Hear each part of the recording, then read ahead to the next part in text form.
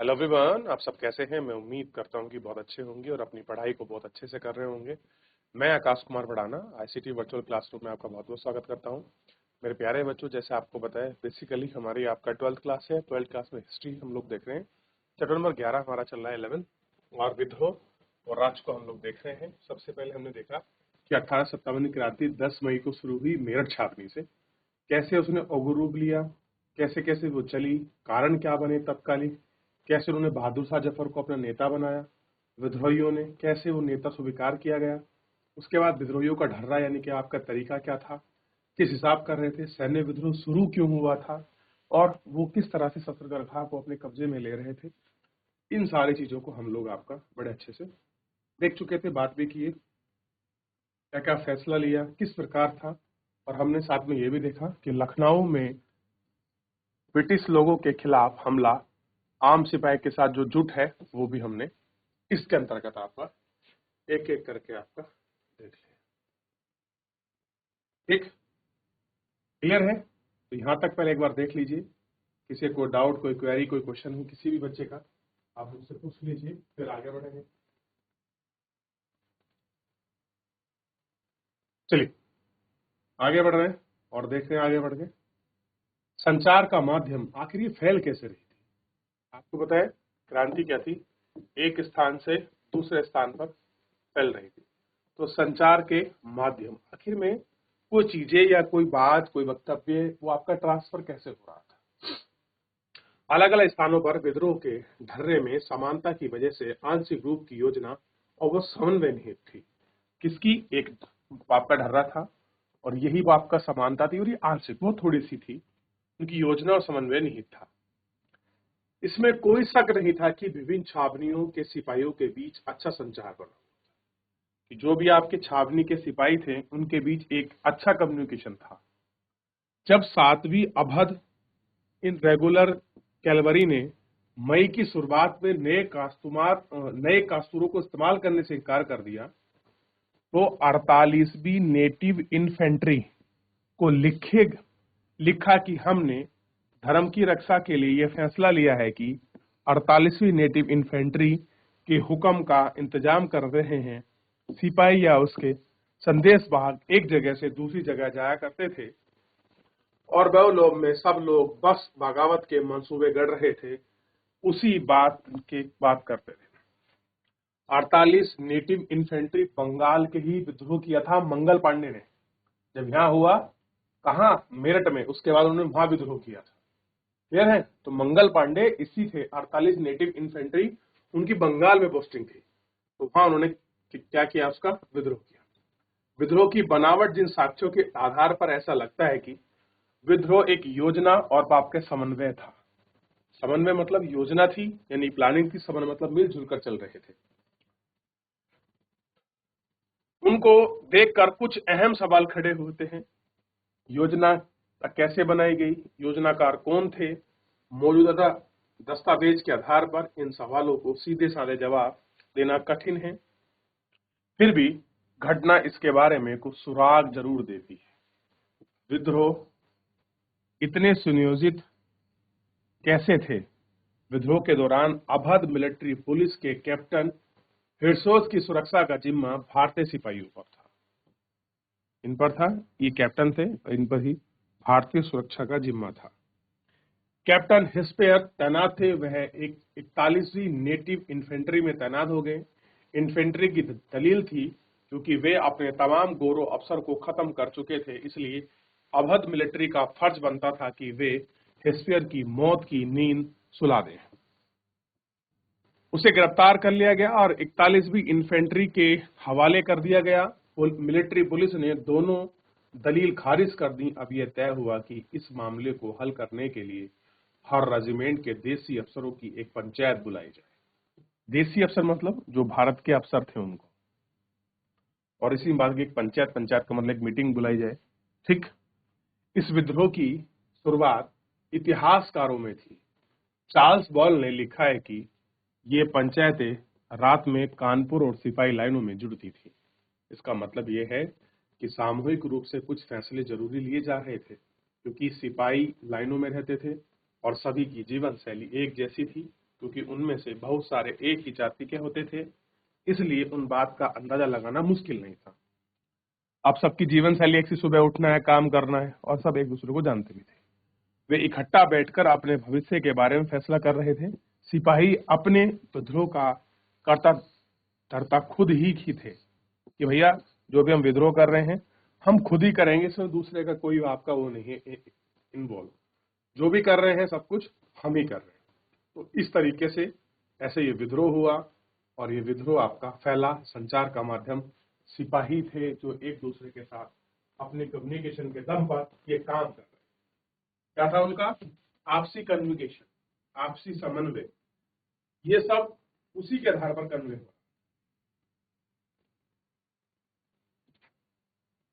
थोड़ा सा इसको देखते हैं। सिटन और तहसीलदार। विद्रोह सैनिक अवज्ञा के संदर्भ में सीतापुर के देसी ईसाई पुलिस इंस्पेक्टर फ्रैंक सिल्टन का अनुभव हमें कुछ बताता है। मजिस्ट्रेट के पास शिष्टाचार वश मिलने सहारनपुर गया। कहाँ गए? सहारनपुर, सीतापुर से। सिस्टन हिंदुस्तानी कपड़े पहनते थे और अलग थलग अलाथी पड़ोथी मार के बैठते थे। इस बीच बिजनौर का एक मुस्लिम तहसीलदार वहां कमरे में दाखिल हुआ। जब उसे पता चला कि सिस्टन अवध में तैनात है तो उसने पूछा, क्या खबर है अवध की? अवध कैसा चल रहा है? सिस्टन ने कहा, अगर हमें अवध के काम मिल जाते तो जनाब अली को पता चल जाता कि इस पर। तहसीलदार ने कहा, भरोसा रखो, इस बार कामयाब होंगे, मामला काबिल हाथों में है। बाद में पता चला कि तहसीलदार बिजनौर के विद्रोहियों का सबसे बड़ा नेता था। कहता था बिजनौर के विद्रोहियों का सबसे बड़ा आपका नेता था। ठीक, अब बात करते हैं नेता और अनुयायी। अब 1857 की क्रांति है, तो 1857 क्रांति में कुछ आपके नेता बनेंगे जो किसी क्षेत्र का नेतृत्व करेंगे और जनमानस उनको प्रेम करेंगे। ठीक, और अपने राज्य को बचाएंगे, राज्यों का बचाव करेंगे। क्लियर है? आइए, नेता और अनुयायी। अंग्रेजों से लोहा लेने के नेतृत्व में जरूरी संगठन। इन्हें लक्ष्यों को हासिल करने के लिए विद्रोहियों ने कई बार लोगों की शरण ली। कैसे हुई? ये लोगों की शरण ली। अंग्रेज से पहले नेता की भूमिका निभाते। जैसे हम पीछे देख चुके हैं कि मेरठ सिपाही का सबसे पहले काम किए जाने वाला यह था। फौरन दिल्ली गया और बूढ़े हो चुके मुगल बादशाह विद्रोह का नेतृत्व स्वीकार किया। ठीक, लेकिन इस निवेदन की सहमति हासिल करने का वक्त था। बहादुर शाह ने इस खबर पर भयभीत और बेचैन दिखाई दिए। बहादुर शाह ने नाम मात्र के नेता बनने की जिम्मेदारी की स्वीकार की और उस सिपाही शाही शिष्टाचार अवहेलना करते हुए जबरन लाल किले के मुगल दरबार में घुसे और बहादुर शाह के पास वाकई कोई चारा नहीं बचा। अन्य स्थानों पर छोटे पैमाने ही सही इसी के दृश्य घट चुके थे। कानपुर में सिपाही और शहर के लोगों ने पेशवा बाजीराव द्वितीय के उत्तराधिकारी नाना साहब के सामने बगावत की बागडोर संभालने के सिवाय और कोई विकल्प नहीं था। कुछ लोग नाहक चाहकर भी नेता बने, जैसे नाना साहब के बाजीराव द्वितीय के जो आपके दत्तक पुत्र थे नाना साहब, उनको पुणे से उठाकर कहाँ लाए थे? कानपुर के पास एक जगह थी बिठूर में उनको क्या बना था? आपका पेंशन भोगी। झांसी की रानी को आम जनता के दबाव में बगावत का नेतृत्व संभालना पड़ा, यानी खुद नहीं आई, किसने किया? झांसी की रानी कब आई? आम जनता के दबाव में आकर उसने बगावत का नेतृत्व संभाला। कुछ ऐसी ही स्थिति बिहार के आरा के स्थानीय जमींदार कुंवर सिंह की थी। जमींदार कुंवर सिंह भी इसमें कूदना नहीं चाहते थे, लेकिन जनता के बगावत के कारण उनकी मजबूरी हो गई। अवध के नवाब वाजिद अली शाह जैसे कुछ लोकप्रिय शासक को गद्दी से हटा दिया। अब देखिए, अवध यानी कि लखनऊ, लखनऊ के नवाब थे वाजिद अली शाह, उनको शासकों ने गद्दी से हटा दिया था। उनके राज्य पर कब्जा कर लेने के से लोगों के जहन में अभी भी बात ताजा थी, भैया इन्होंने हमारे जो बादशाह है उसको कब्जा किया गद्दी को। लखनऊ में ब्रिटिश राज के ढलने की खबर पर लोगों ने नवाब के युवा बेटे बिरजिस कादिर, नवाब का युवा बेटा था बिरजिस कादिर को अपना नेता घोषित कर दिया। सभी जगह पर नेता दरबारों से जुड़ी व्यक्ति, रानी, राजा, नवाब, तालुकादार नहीं थे। अक्सर विद्रोह का संदेश आम पुरुष और महिलाओं के जरिए, कुछ स्थानों पर धार्मिक लोगों के जरिए फैल रहा था। मेरठ में इस आशय से खबरें आ रही थी कि हाथी पर सवार होकर एक फकीर को देखा गया जिसे सिपाही बार बार मिलने जाते हैं। लखनऊ में अवध के कब्जे से बहुत बार धार्मिक नेता और स्वयंभू पैगंबर के प्रचारक ब्रिटिश राज का नेस्तनाबूद करने का दखल दे रहे हैं। अब देखिए, लोग किसी पीर फकीर से मिलने जा रहे हैं, औलिया से मिलने जा रहे हैं, दिखाने का प्रयास किया जा रहा है कि हम कैसे कुछ करें, फिर उसके बाद नेतृत्व कैसे करें। आम जनता के लोग जो महिला और पुरुष हैं वो आपका मैसेज कन्वे करें, ना कि अधिकारी को राजा, ताकि उन पर शक ना कर सके। इस तरीके से क्रांति को आगे बढ़ाया और यही क्रांति की बागडोर के रूप में आगे बढ़ी, ताकि लोग समझ सकें कि हमारी क्रांति या जो हमारा विद्रोह है वो किस लेवल पर चलना चाहिए।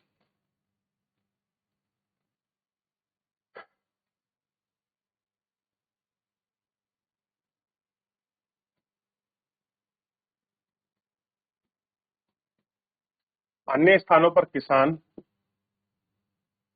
जमींदार, आदिवासी नेता को उस्काते हुए स्थानीय नेता भी आ चुके थे। शाह का मल उत्तर प्रदेश के बड़ौद परगने में था। अब शाहमल के जो उत्तर प्रदेश का बड़ौद बागपत परगने में गांव में संगठित छोटा सा नागपुर में सिंह भूमि आदिवासी काश्तकार गोनू का कोल आदिवासी का नेतृत्व संभाल लेते।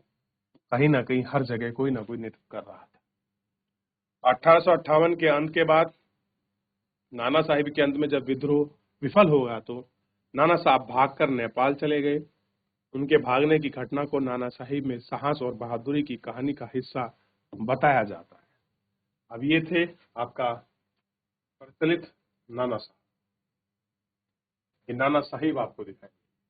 अभी आपने ऊपर एक चित्र देखा, जिनका नाम था रानी लक्ष्मीबाई, झांसी की रानी है, जगत जाहिर है, सब जानते हैं उनको, रानी लक्ष्मीबाई को।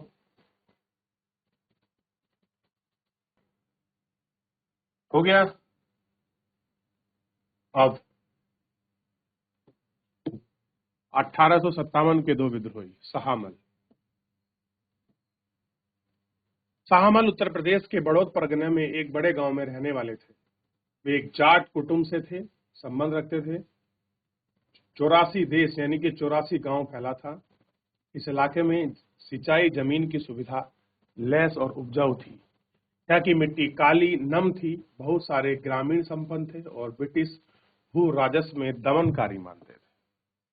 लगान की दर ज्यादा, वसूली सख्त थी। नतीजा यह था कि किसान जमीन बाहरी लोगों के हाथ में जा रही थी। इसके लिए उन्होंने व्यापारी और महाजन पर जमीन पर महाजन और व्यापारी अपना कब्जा करते जा रहे थे। शाहमल ने 84 देश के मुखिया और काश्तकारों को संगठित किया। 84 जो गांव थे उन लोगों के जो मुखिया थे, काश्तकार जो आपके बड़े लोग होते हैं, संगठित किया।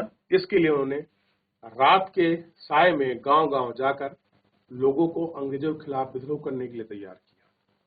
बहुत सारे दूसरे स्थान पर यह अंग्रेज आंदोलन एक वक्त विद्रोह में तब्दील हो गया।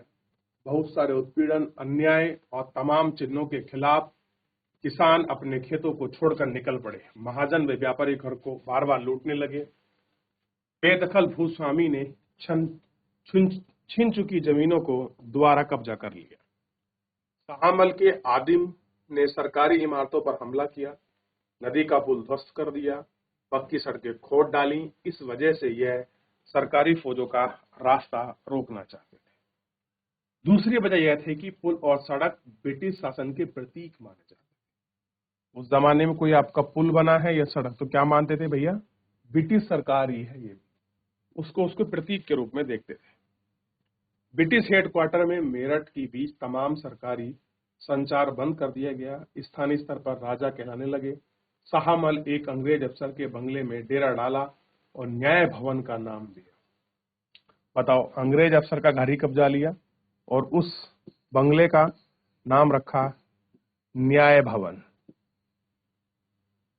वह झगड़े और विवाद का फैसला करने लगे। गुप्तचारी भी थे और हैरत अंगेज नेटवर्क स्थापित किया।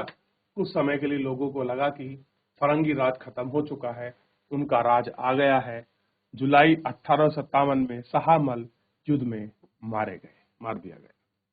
अब साहब ये इनकी मृत्यु हो जाती है। ये कहाँ के हैं? बड़ौद के, ठीक है, उत्तर प्रदेश का बड़ौद डिस्ट्रिक्ट पड़ता है, बागपत के पास बड़ौद।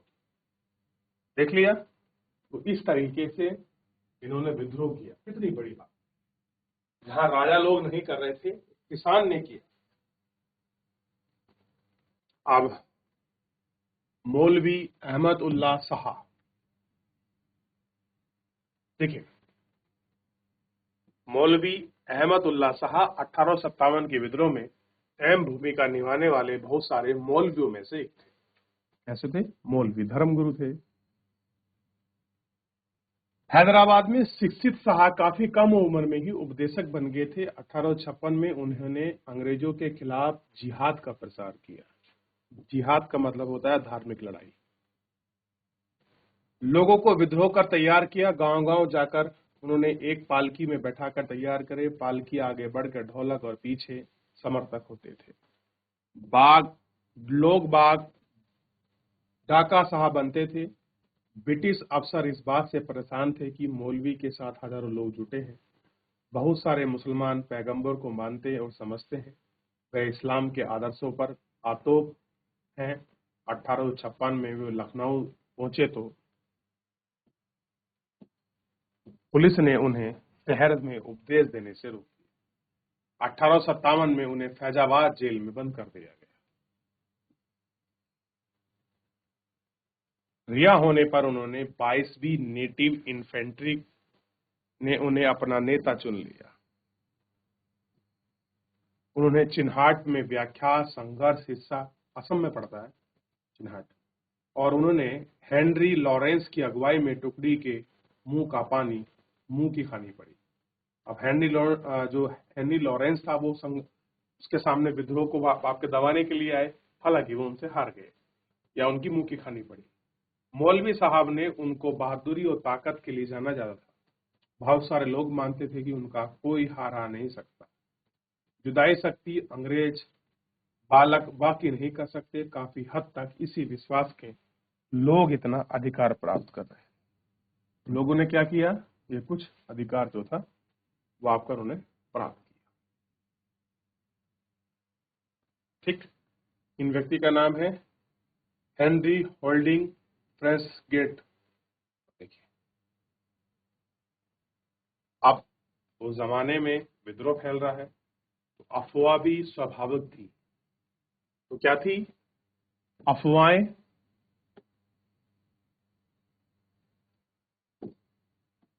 और भविष्यवाणी। तरह तरह की अफवाहों और भविष्यवाणी के जरिए लोगों को उठ खड़ा होने के लिए उस्काया जा रहा है। उसका मतलब होता है आपका प्रवोक करना, किसी को प्रवोक करना, खड़ा करना, जागृत करना। जैसे कि हमने पीछे देखा है कि मेरठ से दिल्ली आने वाले सिपाही ने बहादुर शाह को उन कारतूसों के बारे में बताया जिन पर गाय और सुअर की चर्बी का लेप लगा था। क्या बताया कि भैया गाय और सुअर की चर्बी का लेप था, इसके कारण विद्रोह हुआ। उनका कहना था कि अगर इन कास्तूरों को मुंह से खोला जाएगा तो जाति, मजहब का मतलब होता है धर्म, जाति और धर्म दोनों भ्रष्ट हो जाएंगी। सिपाहियों का इशारा इनफील्ड राइफल के उन कास्तूर की तरफ था जो हाल ही में उन्हें दिए गए थे।